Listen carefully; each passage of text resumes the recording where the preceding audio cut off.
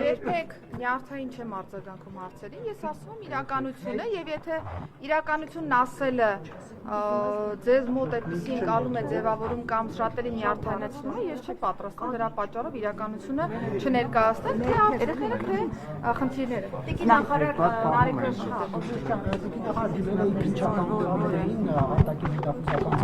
հայտարարության հիման վրա, ուզում եմ հասկանալ ներքին գործերի նախարարությունը լրացուցիչ ինչ տեղեկությունների հիման վրա է հարցն էին ասում, որ օտարպետություններում հայերին ճնշում են ընտրությունների մասնակցություն ունենալու հետ կապված միայն այդ ծառայության հայտարարությունը, թե նաև կգնան այլ տեղեկություններին եւ ինչ կարող եք ասել ընթացքում։ Ես ենթադրում եմ, որ միգուցե քննչական կոմիտեի հայտարարությունը ամբողջովին չեք դիտարկել այս մասով, որովհետեւ երբ որ արտաքին հետախուզության ծառայությունը հանդես եկավ հայտարարությամբ, բնականաբար ներքին գործերի նախարարության ոստիկանությունը իրականացրել է ստուգողական որոշակի աշխատանքներ եւ փաստական տվյալներ են նաեւ որոշակի ձեռք բերել եւ եթե կարդաք քննչական կոմիտեի հաղորդագրությունը կոնկրետ այս դեպքով մեր ներկայացված հաղորդման հիման վրա նախաձեռնված քրեական վարույթով կտեսնեք, որ այնտեղ մի փոքր ավելի ճշգրտումներ կան ներկայացված, թե Հայաստանի Հանրապետության քաղաքական դաշտում գործունեություն ծավալող կուսակցությունների, թե կուսակցության ներկայացուցիչների եւ թե նաեւ այլ դերակատարների օժանդակության process-ը կազմակերպելու մասով այս պահի դրությամբ այլ տվյալ հայտնել չեմ կարող։ Խնդրում եմ հետևել քննչական կոմիտեի հաղորդագրություններին, խնդրում եմ հետևել քննչական կոմիտեի հաղորդագրություններին, որպեսզի պատկերն ավելի պարզվի։ Ցանկացած տեղից եկող ազդակ բնականաբար մեր ուշադրության կենտրոնում է լինելու անկախ երկրից։ Ես արդեն նշեցի, մնացել ամբողջը քանի որ նախաքննություն է իրականանում, քննչական կոմիտեն պատեհ պահի հանդես կգա հայտարարություն։ Ես ուզում եմ երեխայի հետ կապված դեպքից մի բան հարցնել, տեղեկություններ կան, որ միջավայրը որտեղ որ երեխան ապրել է, ինչ որ ամբարով վարքեր են եղել, կա ոստիկանության մոտ նման տեղեկություններ, եթե այո, մի քիչ մանրամասնեք։ Եվ ընդհանրապես համայնքային ոստիկանություն կա, մի քանի այդպիսի դեպքի մասին ենք լսել, իրենց հայտնի չէ նախապես թե ինչ է կատարվում այդ համայնքներում։ Նախ մենք կապված է միանգամից ասեք, որ հետ կապված ինչ տեղեկություններ կան, փնտրում եք կամ նա ինչ մասնակցություն ունի։ Այս պահի դրությամբ ես նշեմ, որ երբ որ մենք հաղորդում ենք ստացել բժշկական կենտրոնից, ահազանգ կարելի ասել այնպիսին էր կամ ընտանիքի անդամների կողմից այնպիսին էր հաղորդումը, որ ըստ էության գործ չունենք հանցագործության հետ, ստանդարտ process է, երեխան իրեն վատ է զգացել եւ դրա արդյունքում է, որ տեղափոխվել է բժշկական կենտրոն, բայց անմիջապես ձեռնամուխ ենք եղել օպերատիվ հետախուզական աշխատանքների եւ դրա հիման վրա է նաեւ, որ հենց սպանության փորձով է վարույթը նախաձեռնվել, որովհետեւ տեղեկություն էինք ստացել, որ տվյալ անձի հոր հետ բնակվող կնոջ նաեւ միջամտությունը կա ընդհանուր գործընթացին, երեխայի ծեծի մասով եւ ըստ այդմ նմանատիպ հետևանք առաջացնելու մասով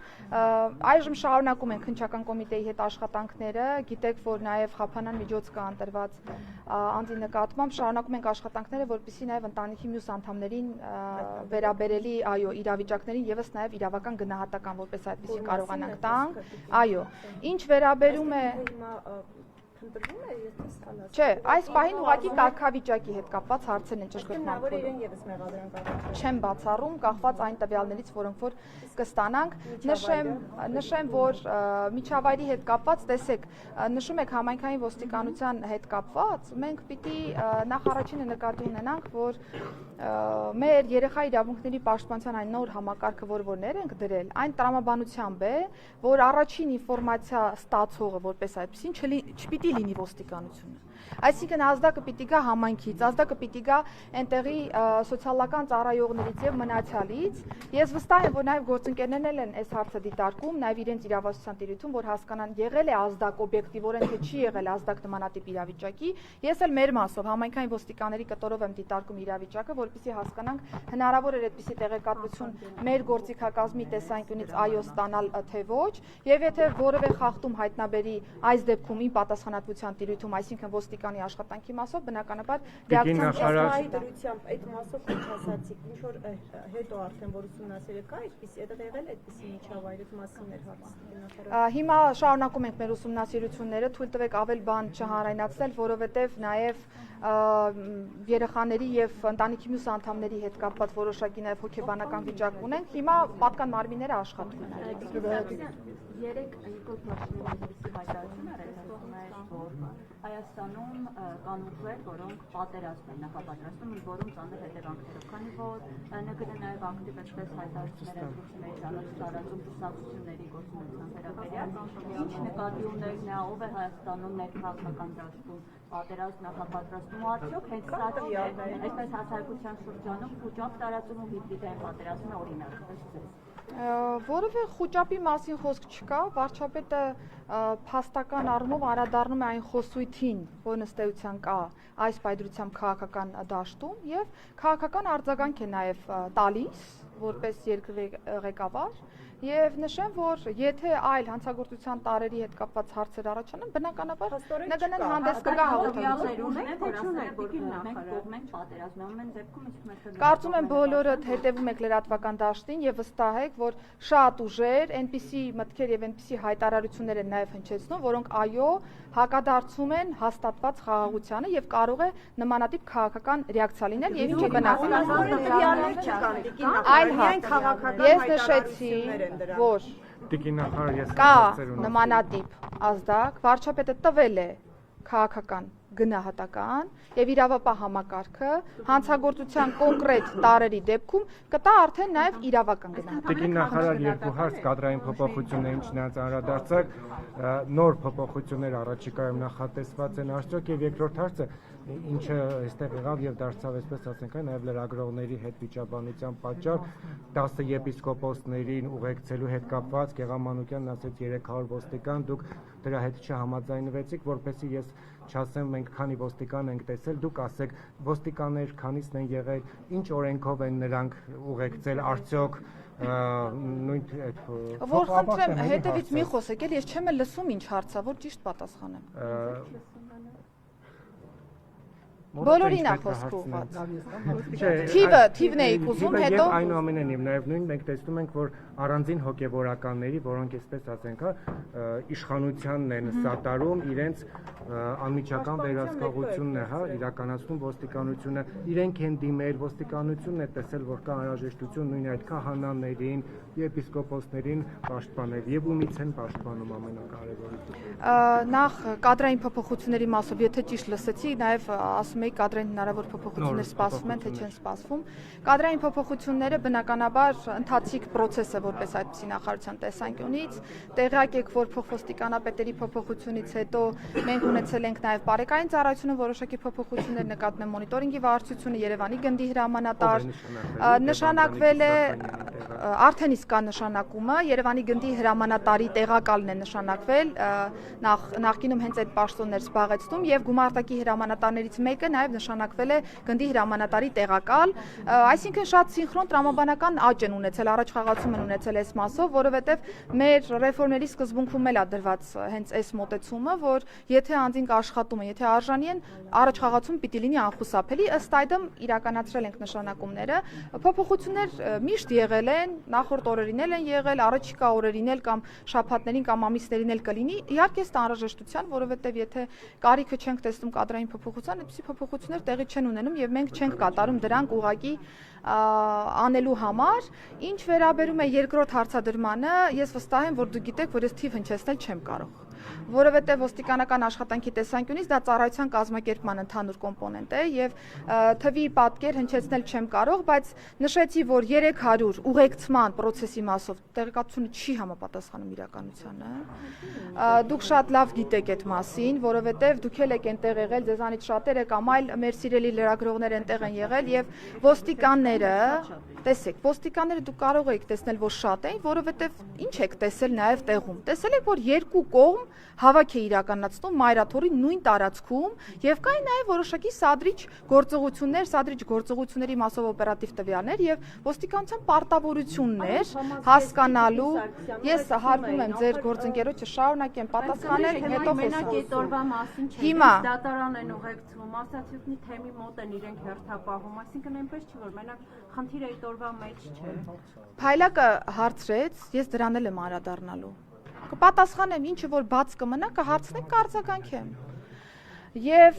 այս մասով բնականաբար այն չափ ուժ է ներգրավված մայրաթորի տարածքում, որը որ ոստիկանության համոզմամբ թույլ կտար կառավարելություն ունենալ եւ հասարակական կարգ ու անվտանգություն երաշխավորել եւ ելի եմ շեշտում, եթե նույնիսկ մի քանի հազար անձի ներգրավման կարիք լիներ այդ հասարակական կարգն ու անվտանգությունն ապահովելու տեսանկյունից, ոստիկանության ուղիղ պարտականությունն է հաշվել, հասկանալ օպերատիվ իրավիճակը եւ այդ անձանց ներգրավել։ Նույն process-ն է եղել։ Մնացյալ հոգեվորականների առումով տեսեք, մենք իրականացնում ենք քննչական մարմնի կողմից պաշտպանական միջոց կիրառելու մասին որոշումը եւ բոլոր այն դեպքերում, երբ որ վարույթ իրականացնող մարմնից ստանում ենք այդպիսի տեղեկատվություն, միանշանակ է, որ ոստիկանությունը պիտի իրականացնի անձի պահպանություն։ Սա ուզում եմ հստակ արձանագրել, որովհետև այո, դուք կարող եք տեսնել այդպիսի դեպքեր, դրա հիմքում կա կոնկրետ պաշտպանական միջոց կիրառելու մասին որոշում։ Այն հատվածներում, որտեղ որ ենթադրենք դուք տեսնում եք հասարակական կարգի եւ պաշտպանության ապահովման, այսպես ասեմ,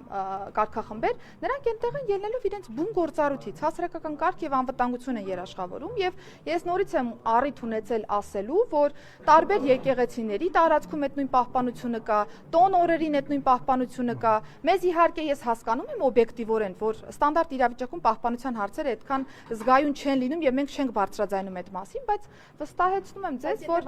այն դեպքում, երբ հասարակական պաշտպանության համար նույն կերպ չի արձագանքում չկա նման բան։ Չկա նման բան։ Չկա նման բան, որին գնացել էր համայնքային ներկայացուցիչը եւ դուրս էր հրավիրել եկեղեցուց, ոչ մի ոստիկան չէր միջամտել։ Դա օրինակ չի, որ մարդուն ոստիկանությունը ներկայացնում եւ ոստիկանությունը չի միջամտում։ Տեղում հասարակական կարգ եւ անվտանգություն է ապահովում, եթե որևէ անձ մտածում է, որ իր իրավունքները խախտվել են, բնականաբար կարող է կամ վերադաս վարչարարության կարգով ինձ բողոք ներկայացնել ոստիկանի գործողության կամ անգործության մասով, կամ եթե տեսնում է, որ հանցագործության տար է իր պատկերացմամբ, հաղորդում ուղարկել համապատասխան մարմնին, մինչ այս պահ նմանատիպ իրավիճակ էլ ունեցել ենք։ Այսինքն մի դեպքում ինձ վերադաս վարչարարության կարգով բողոք է ներկայացվել, քննչական մարմին քրեական վարույթ նախաձեռնելու վերաբերյալ հաղորդում է ուղարկվել։ Իրավական պետություն ենք, այդ process-ները պիտի ապահովենք, եթե որևէ մեկը մտածում է, որ իր իրավունքը խախտված է,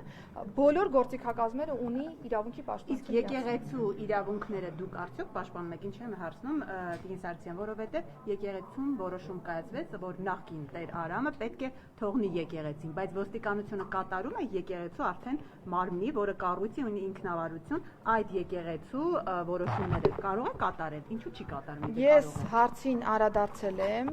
Նախ եթե նմանատիպ հարց ենք բարձրացնում, պիտի հասկանանք, թե այդ որոշման կատարման մեխանիզմները ոնց ենք պատկերացնում, այսինքն ինչպիսի իրավական ընթացակարգ կա այդ որոշումների կատարման տեսանկյունից։ Դա է պատճառը, որ ես ասում եմ, որ ոստիկանության գործառույթի մեջ հասարակական կարգի եւ անվտանգության ապահովման ֆունկցիան է մտնում, դա ապահովում է եւ մնացյալ մանրամասներին առիթ ունեցել եմ անդրադառնալու։ Եթե այլ հարց կա,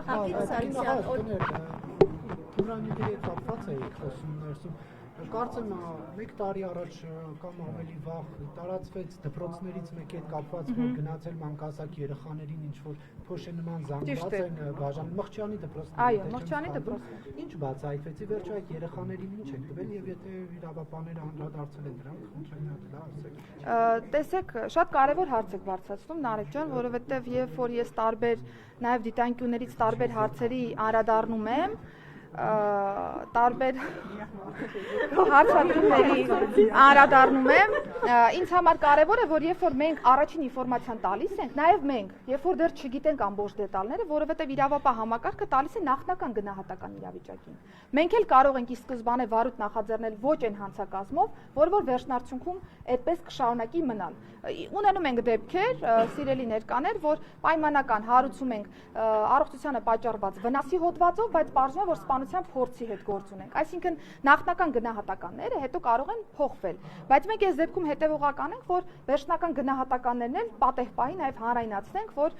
ճիշտ լինի պատկերը։ Հիմա Մղճյանի դպրոցի մասով մենք սրա ուղիղ հակառակ իրավիճակ ունենք, որովհետև ի սկզբանե բոլորիս ասեմ, որ որևէ մեկը չմտածի ես ինչ որ ուղղորդված բան եմ ասում։ Բոլորիս մոտ այն ընկալումներ, որ այո, փոշենման զանգվածը թմրամիջոց է, ճիշտ է։ Ոչ մի այլ ընկալում չեք ունեցել։ Բայց բնականաբար այդ տրամաբանության բևարույթը նախաձեռնվել, բայց հետո փորձաքննություն բնականաբար պիտի իրականացվի, իրավապահ համակարգը ստացել է փորձաքննության արդյունքը, պարզվել է, որ մենք թմրամիջոցի հետ գործ չունենք։ Փոշը նման սովորական սպիտակ զանգված է եղել, ոչ թմրամիջոց։ Ոչ մի վտանգավոր բան չի եղել, կարող եք դիմել քննչական կոմիտեն, եթե ճիշտ համարի այս պահի նախաքննության շրջանակներում կարող է փորձագիտական եզրակացության մասով ինֆորմացիան հավելյալ տրամադրել։ Բայց ես ինչի եմ ուզում սա ասել։ Ինչ եմ ուզում սա ասել, որովհետև ստացվում է, որ մենք մի ընտանիքի երեխայի ի սկզբանե ասում ենք, որ դու թմրամոլ ես, կամ դու ստիպել ես որևէ այլ ընտանիքի երեխայի թմրամիջոց օգտագործել, շանտաժ ես արել դրա համար, բայց վերջում պարզվում է, որ թմրամիջոց չի եղել։ Իհարկե իրադարձությունը բացասական է, այսինքն ոչ մեկ չի անդրադառնում իրավիճակին եւ ասում, որ ամեն ինչ նորմալ է, եթե թմրամիջոց չի։ Ոչ, իրավիճակը անընդունելի է, բայց տեսեք, մենք արդեն պիտակավորել ենք այդ երեխաներին մեր խոսույթով։ Ես ուզում եմ, որ մենք բոլորս ավելի հոգատար լինենք մեր խոսույթի նկատմամբ, մեր անչափահասների նկատմամբ, եւ եթե կա տվյալ, որ դա թմրամիջոց չի, մենք ունենանք այդ մոտեցումը, որ բարձրաձայնենք այդ դեպքի մասին։ Որևէ մեկը չի ասում իրավիճակը չի եղել, բայց պիտի իրերը կոչենք իրենց անուններով, որովհետև պատկերացնում եք հատկապես մարզային հատվածներում ինչպիսի ընկալումներ կան, ինչպիսի կարծրատիպեր կան, որոնք որ դեռ մեզ շատ ջանք ու եռանդ է, պետք որ փոփոխենք այդ ամբողջը։ Մեղավորություն չունի, որովհետև կոնկրետ լրատվամիջոց դեպքը դեռ չեղած, շատ մանրամասն ցնցող վերնագրերով արդեն բացահայտում է այդ ամենը եւ դա ոստիկանությունն է տալիս այդ ինֆորմացիան, որովհետեւ տվյալ անձը Երևանում չի կարող այդ մանրամասներով իմանալ, որտեղ է աշխատում, ում բարեկամն է եւ չհրապարակի, այսինքն դուք եւս ձեր կառույցը եւս չի նպաստում, որ դա կանխվի, Տիկին Սարգսյան։ Ես երբեք չեմ հերքել այն մասը, որ ոստիկանները կարող են ոչ պատշաճ խողովակով ինֆորմացիան հասանելի դարձնել առանց որևէ ինչ-որ դիտավորության։ Դա է պատճառը, որ ներքին անվտանգության եւ հակակոռուպցիոն վարչությունում բազմաթիվ են ծառայողական քննությունները, որոնցով որ մենք առերևույթ տվյալ ունենք, որ մեր աշխատակցի միջամտության արդյունքում է տվյալը հասանելի դարձել լրագրողական համայնքին, բայց նորից եմ ուզում շեշտել, որ հետո չխեղաթյուրվի միտքը։ Լրագրողական համայնքին տեղեկատվությունը պիտի հասանելի դառնա, բայց պատշաճ խողովակի արդյունքներով եւ պատշաճ նաեւ չափաբաժնով, որպեսզի նաեւ անձի իրավունքների հետ կապված խնդիրներ չունենան։ Իմ մամլոխոսնակը միշտ հասանելի է, ցանկացած տեղեկատվություն տվյալ պահին, եթե շնորհակալություն, որ հաստատեցիք, եթե կարիքը կա, անմիջապես կտրամադրի, բայց ոչ պատշաճ խողովակով տեղեկատվության հանրայնացումը շատ բացասական կոմպոնենտ կարող է իր մեջ պարունակել։ Բայց ես նաև փաստեմ, որ մենք ունեցել ենք ուսումնասիրություններ, երբ որ ոստիկանի կողմից չի եղել տեղեկատվության փոխանցումը։ Ունենում ենք իրավիճակ, որ հարևանները, բարեկամները տեղեկատվությունը փոխանցում են լրագրողական համայնքին եւ ինֆորմացիան արդեն յուրաքանչյուրս մեր ընկալումների տիրույթում ենք իհարկե հանրայնացնում, բայց առիթից օգտվելով ուզում եմ ասել, որ հատկապես լրագրողական տիրույթում մենք ուզում եմ, որ շատ ուշադրություն դարձնենք հատկապես խոցելի խմբերին, որովհետև իրենց հետ կապված ցանկացած տվյալի հանրայնացում, նույնիսկ 100%-անոց ճշմարտությունը հետագայում դժվարություններ է առաջացնում նրանց տվյալ համայնքում բնակվելը շարունակելու համար, նրանց պիտակավորման համար, դրա համար ուղղակի հորդորում եմ, որ բոլորս զգույշ լինենք։ Ուզում եմ հարցնել կրկին Մայրաթորի այդ հայտնի ակցիայի օրը, որոնք հոգևորականներն էին հրավիրել, տեղի ունեցածին, ես ուզում եմ կոնկրետ մի դրվագի դուք անդրադառնաք, երբ որ հոգևորականներին, ովքեր ակցիային հրավիրել, ուղեկցում էին անձինք, որոնց մեջ նաև հետո ինչպես պարզվեց ոստիկաններ եւս եղել են իրավապահ համակարգի Իսկ ով պարզեց, որ ոստիկաններ չեն եղել, այսինքն այդ ուղեկցողները, որոնք ուղեկցում էին,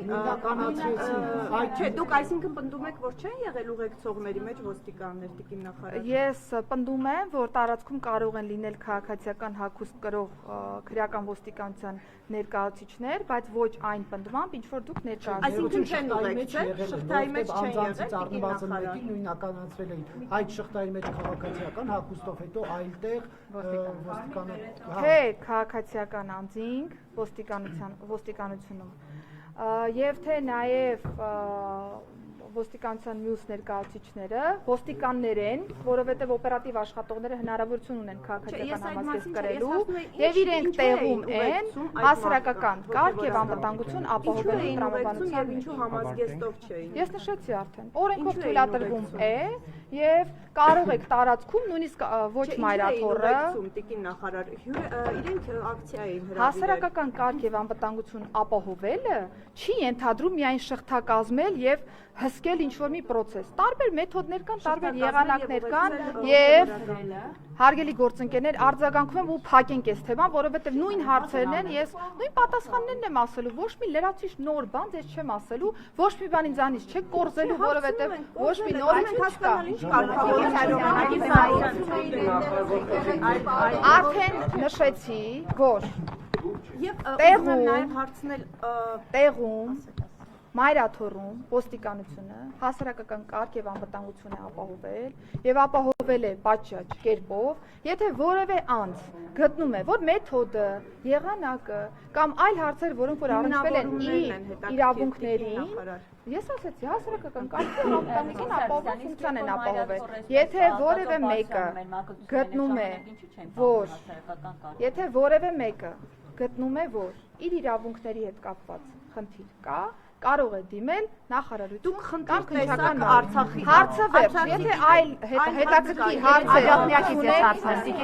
Սարգսյան, Աջափնյակի հայտնի իրադարձություններից հետո անմիջապես ձեր 3 տեղական տեղական խնդրեմ էլի ուղղակի կլինի մի քիչ առաջ գնանք, որովհետև ինձ շատ է ես բոլոր հարցերին պատասխանելու եմ։ Աջափնյակի այդ հայտնի իրադարձություններից հետո ձեր 3 տեղականներ անմիջապես ազատվեցին աշխատանքից։ Արդյոք միայն 3-ն է մեղավոր այդ ամենում, որովհետև եթե ձեր տեղակալներ 3 առնվազն աշխատանքից ազատվում, նշանակում է ձեր մեղքի բաժինն էլ կար։ Ինչու ձեզ որևէ ձևով այդ օրերին կամ հրաժարականի պահանջ չներկայացվեց, կամ դուք հրաժարական չտվեցիք։ Ինչու դա տեղի չունեցավ։ Նախ իմ տեղակալների մասին չի խոսքը։ Ոստիկանությունը ունի իր կառուցվածքը, ոստիկանապետ գոյություն ունի եւ ոստիկանապետի տեղակալներ գոյություն ունի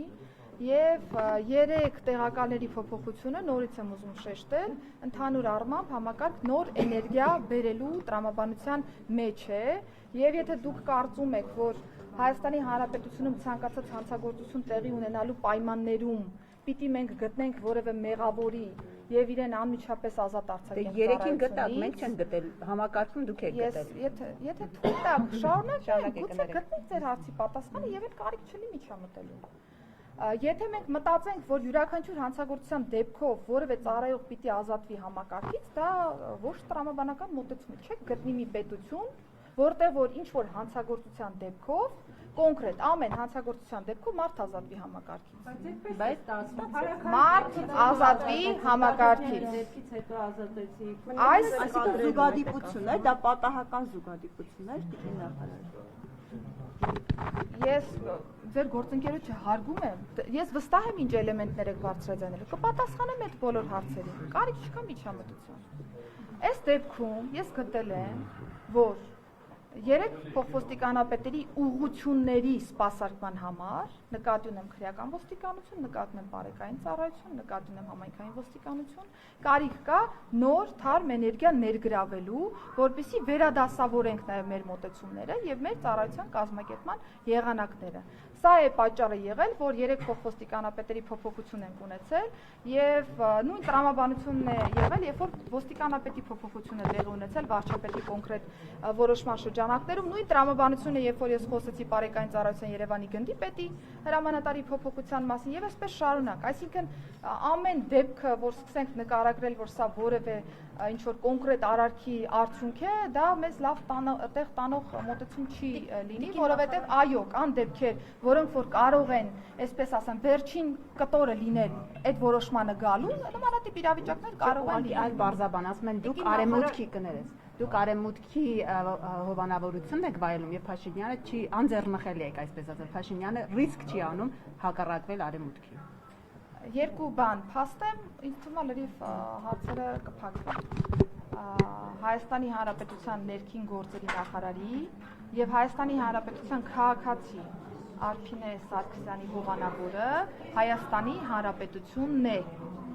Այնպես, ինչպես Հայաստանի Հանրապետության մյուս քաղաքացիների դեպքում է, եւ երկրորդը Հայաստանի Հանրապետության վարչապետը որևէ կաշկանդվածություն չունի որևէ պահին որոշումներ կայացնելու եւ ներքին գործերի նախարարի պաշտոնը զբաղեցնող անձը եւս ցանկացած ժամանակահատվածում հավերժ չէ եւ եթե հանրապետության վարչապետը նմանատիպ մոտեցում ունենա, վստահ եմ, որ որոշում Տիկին Սարգսյան, արևմուտքին կասեք, ինչը թույլում է վիզաների ազատականացման գործընթացը, քանի որ նա վերջերս Բարձրաստիճան պաշտոնյայի հետ էի քննարկում։ Վերջերս երկու Բարձրաստիճան պաշտոնատար անձինք են այստեղ եղել, ԵՄ հանձնակատար Կոսը եւ հանձնակատար Բրուները,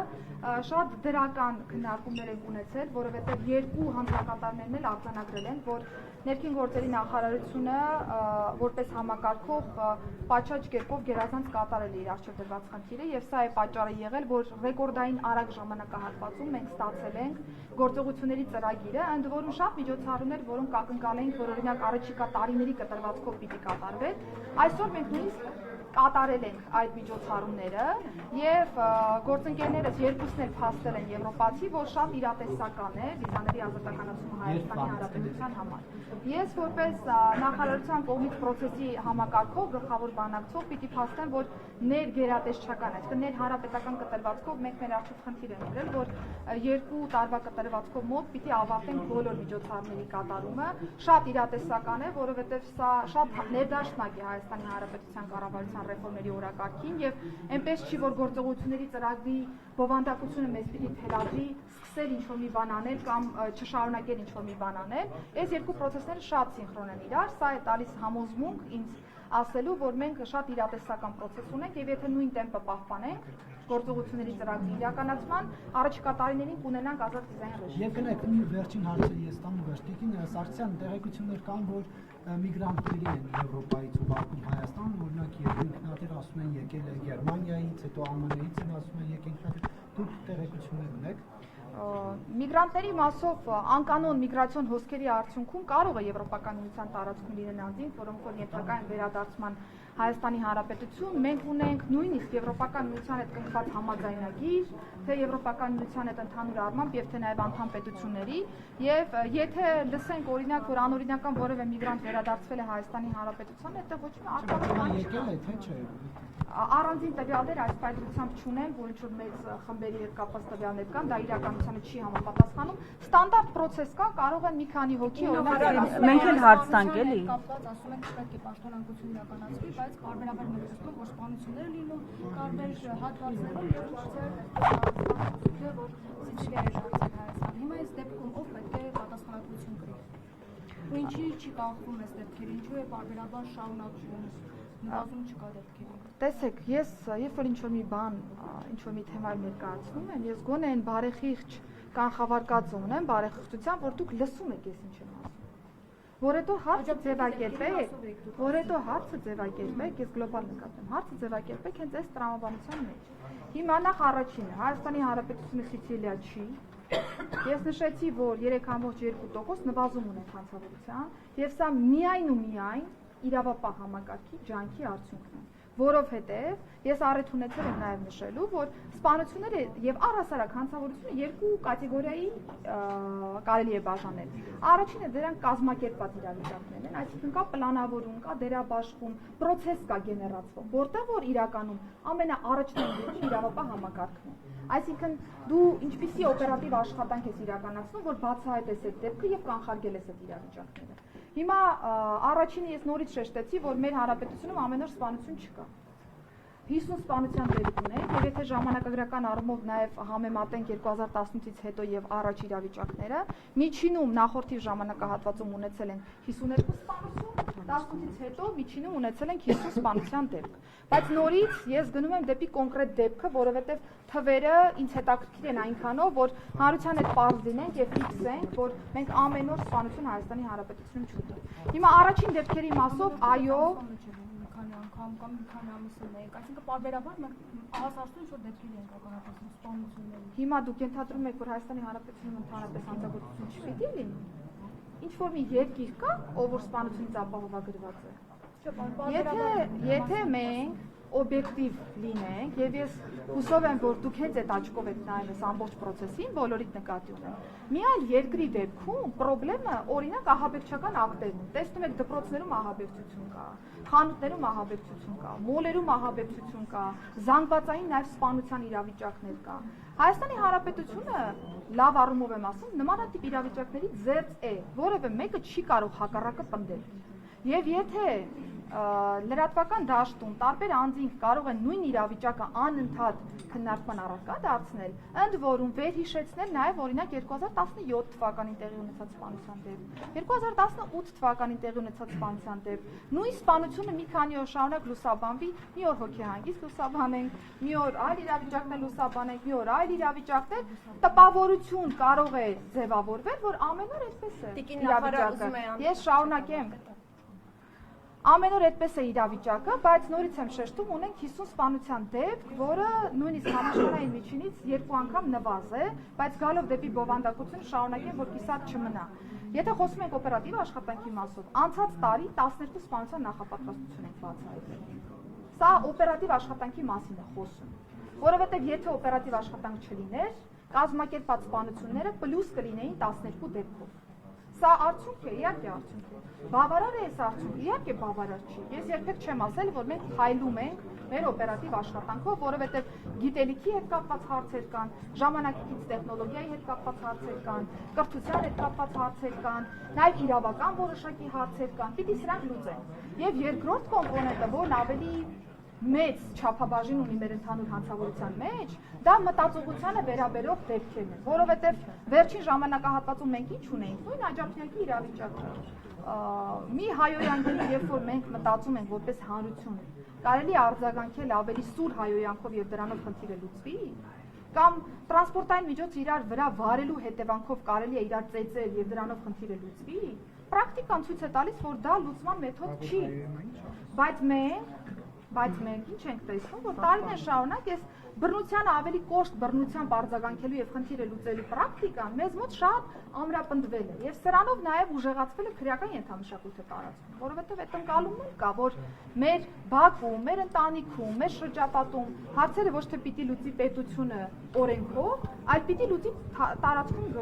գտնվող օրինակ ինչ որ մի հեղինակություն եւ սա է նաեւ ավելի ուժեղացնում քրեական ենթամշակույթին Հայաստանի Հանրապետությունում, սա է պատճառը, որ մենք գնում ենք դեպի նաեւ իրադարձության խորքը։ Եթե մենք մտածողությունը չթիրախավորենք, ես վստահեցնում եմ, որ այս դեպքերը կարող են նույնիսկ ավելի սուր դրսևորումներով ի հայտ գալ եւ ավելի բացասական պատկերք ունենանք։ Սրա հիմքով եմ նաեւ ես ասում, որ 3.2% նվազումը իրավապահ համակարգի ջանքի արդյունքն է, որովհետև մենք դեռևս չենք նկատում մտածողության որևէ փոփոխություն, որովհետև տեղի ունենում խուլիգանական դեպքեր, տեղի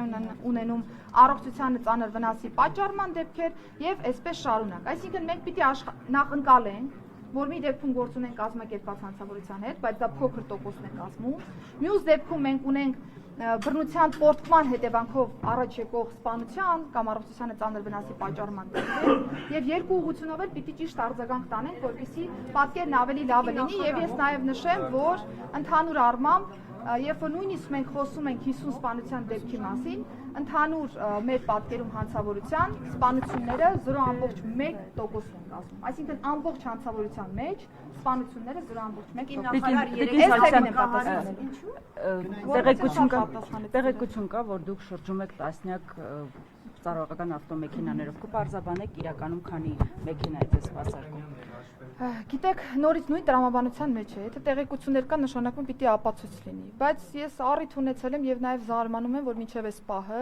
օրենքով կազմակերպվող process-ի մասին կարող է որևէ հարց առաջանալ, որովհետեւ ես որպես ներքին գործերի նախարար ունեմ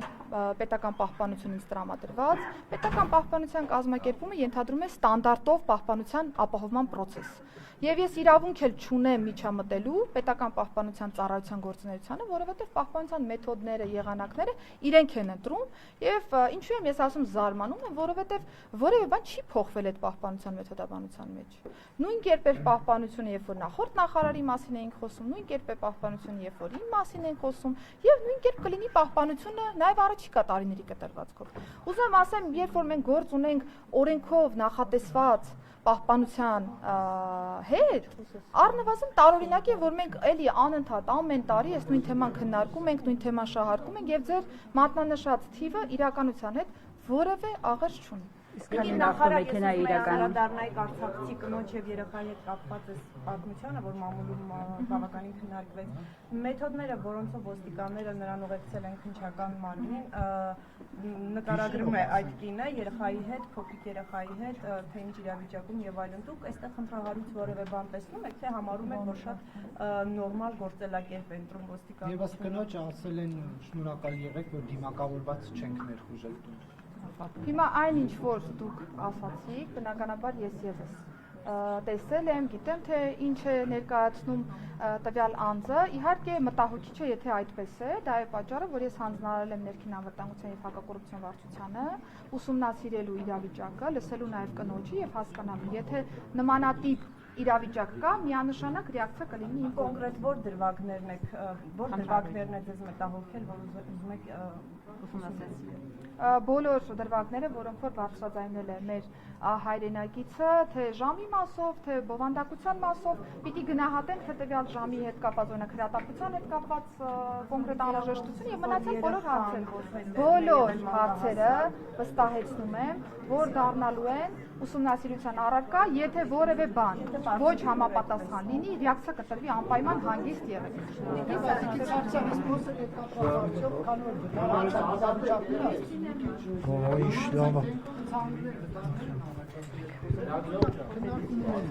Համապատասխան պատների որովհետև վտարավտանգ իրավիճակներ ստեղծող խնդիրները վերացնել։ Ես տեղյակ եմ, որ Երևանի քաղաքապետարանը զբաղվում է խնդրով, պլանավորված աշխատանք կա կոնկրետ, որպեսզի խնդիրը լուծվի։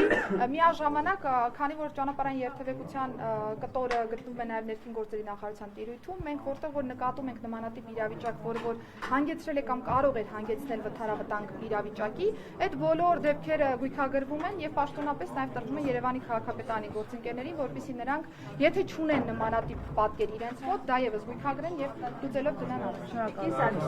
Մի հարցեր ունեմ, ինչպես է ստացվում։ Անդիմադիր հայացքներ ունեցող մարդիկ բաղում են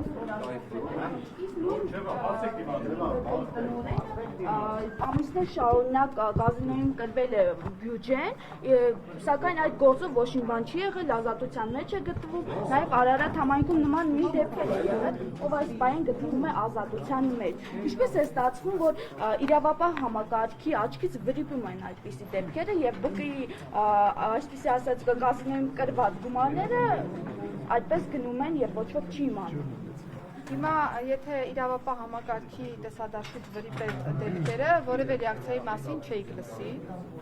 Առաջինը եւ երկրորդ, ինչ վերաբերում է ընդդիմադիր իշխանական թեւ, ընդդիմությանը կամ իշխանությանը հարող թեւ, ես առիթ ունեցել եմ ասելու, որ իրավապահ համակարգի համար որևէ տարբերություն չկա, թե ում մասին է խոսքը։ Եթե կա հանցագործության դրվագ, դրան պիտի ռեակցիա տրվի եւ անկախ նրանից ում մասին ենք խոսում, այդ ռեակցիան լինելու է։ Ինչ վերաբերում է ազատության մեջ գտնվելուն, դա ներքին գործերի նախարարության տիրույթում գտնվող հարց չէ, որովհետեւ քրեական վարույթի պայմաններում թե ձերբակալման որոշումը եւ թե նաև խափանան միջոցի կիրառման մասին որոշումը վարույթ իրականացնող մարմնի տիրույթում է, այնտեղ էլ կան հստակ չափանիշներ, սա էլ պիտի նկատի ունենանք, որ եթե ինչ որ պայմանում մենք նկատում ենք, որ խափանան միջոց չկա կոնկրետ ընտրված, որ ազատությունից զրկելու հետ է կապված, դա միանշանակ չի, որ օրինակ ոչ իրավաչափ process է։ Քրեական դատավարության օրենսգիրքը տալիս է բոլոր այն չափանիշները, որի հիման վրա որ պիտի իրավաչափ որոշում կայացվի եւ մարմինները դրանով են առաջ։ Բարբերաբար շարունակվում է եւ լուծում չի տրվում այդ խնդրին։ Ինչ խնդիր։ Որ ԲԿ-ի հիվանդանոցի գումարները վատնում են եւ այսպես մարդիկ գտնում են ազատության մեջ, Արտաշատի դեպքով այս պայն այդ մարդը ազատության մեջ է, նույն դեպքն է եղել, աշխարհի 600 միլիոն դրամ իրենք վատնել են։ Հիմա նույնը վեդի ԲԿ-ի։ Ես